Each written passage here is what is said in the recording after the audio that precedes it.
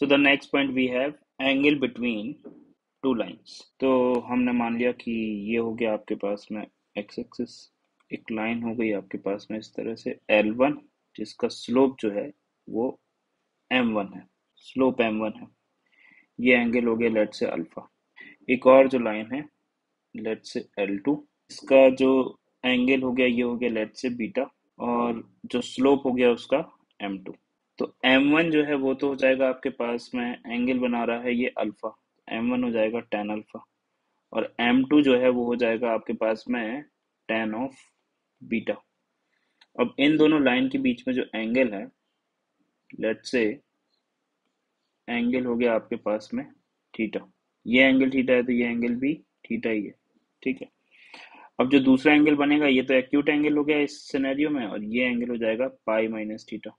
सो now हम लिख सकते हैं alpha plus theta is equal to beta.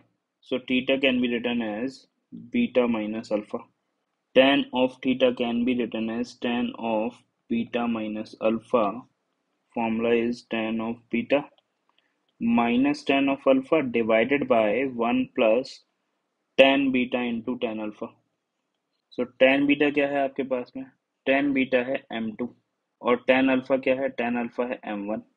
तो यहाँ से हमने लिख दिया M2 minus M1 upon 1 plus M1 M2। So this is tan theta। अब इस सिनेरियो में क्या है कि जो M2 का वैल्यू है वो M1 से ज़्यादा है, तो ये जो क्वांटिटी है वो कैसी आएगी? पॉजिटिव।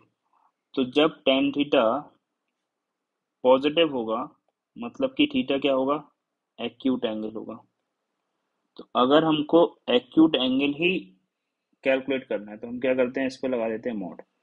अब जो tan थीटा होगा वो हमेशा पॉजिटिव होगा मतलब कि थीटा इज एक्यूट एंगल। और अगर हमसे ऑब्ट्यूज एंगल पूछा जाएगा तो हम यहाँ से tan थीटा एवेल्युएट करके और उसको जो है हम क्या लिख सकते हैं, थीटा अगर हमको लिखना है तो हम इसको लिख सकते हैं theta is equal to tan inverse of M2 minus M1 upon 1 plus M1 M2, इस तरह से डिनोट कर सकते हैं, ठीक है बात।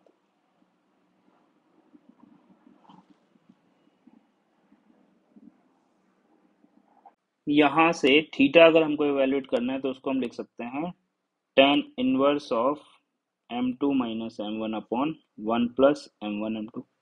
और अगर हमसे ऑब्ट्यूज एंगल पूछा जाएगा तो हम क्या करेंगे, पाई माइनस थीटा जो है वो ऑब्ट्यूज एंगल हो जाएगा, ठीक है। अगर इसका अभी आइडिया नहीं है तो अभी के लिए बस इतना लिख लो, tan inverse of M2 minus M1 upon 1 plus M1 M2। For example let's say हमसे पूछा गया find angle between 2x plus 3y minus 7 equal to 0 and x plus 2y plus 11 equal to 0।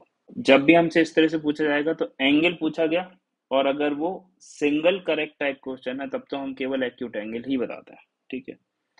तो जैसे कि हमें पता है, हमने इस लाइन का स्लोप लिख लिया, ये हो गया M1 आपके पास में माइनस ऑफ 2/3, और इसका स्लोप हमने M2 बोल दिया तो M2 हो जाएगा माइनस ऑफ x का coefficient that is 1 upon y का कोफिशिएंट दैट इज 2, माइनस का 1/2।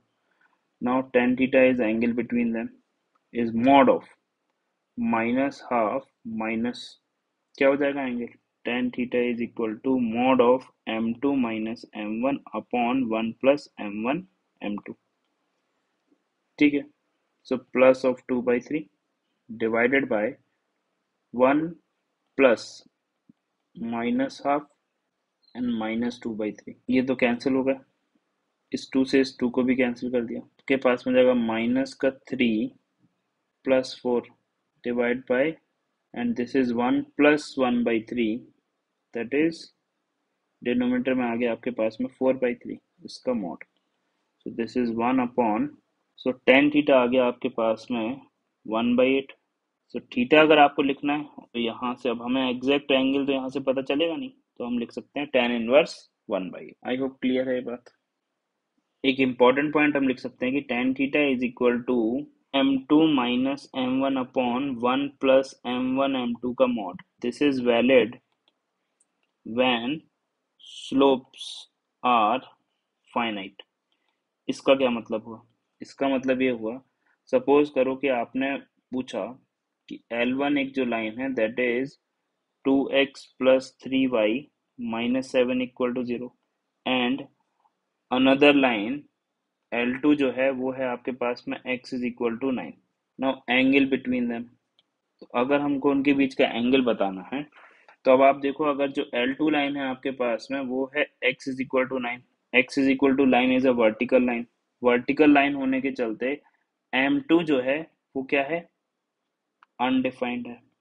M2 अनडिफाइंड है, तो हम कैसे इसको सॉल्व करेंगे? तो हमने लिखा भाई tan theta is equal to M2 minus M1 जो है वो कितना हो जाएगा? माइनस का 2/3 divided by 1 plus M1 is minus का 2/3 and M2 is not defined.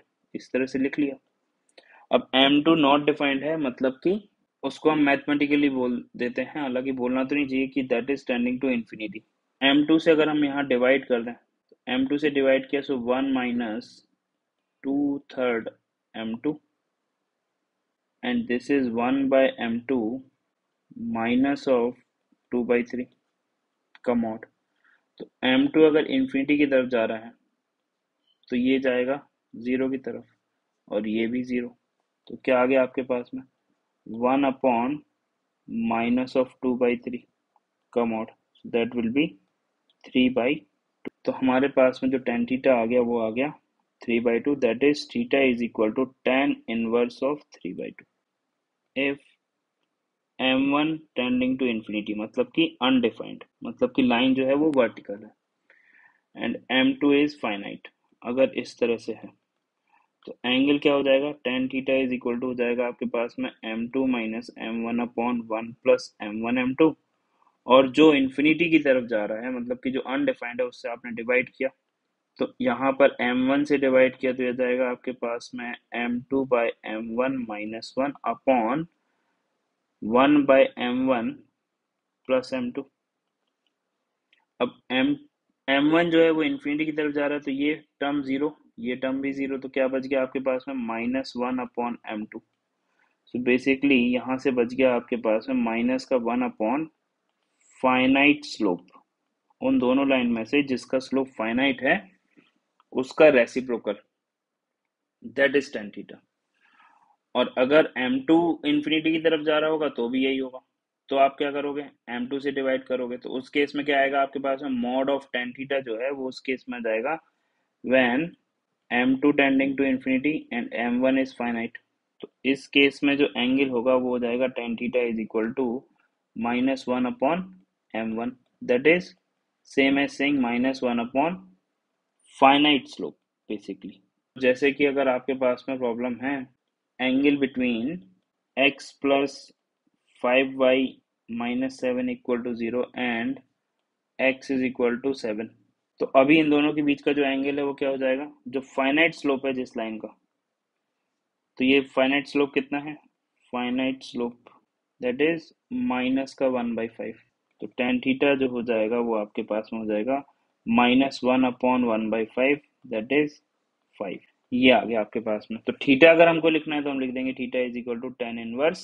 I hope clear है। तो ये कब है? जब एक किसी भी कोई भी एक लाइन या तो M1 या फिर M2 वो क्या हो? अनडिफाइंड हो, मतलब कि इंफिनिटी की तरफ जा रहा हो। उस केस में जो आपके पास में एंगल आएगा वो आ जाएगा tan theta is equal to mod of -1 upon finite slope.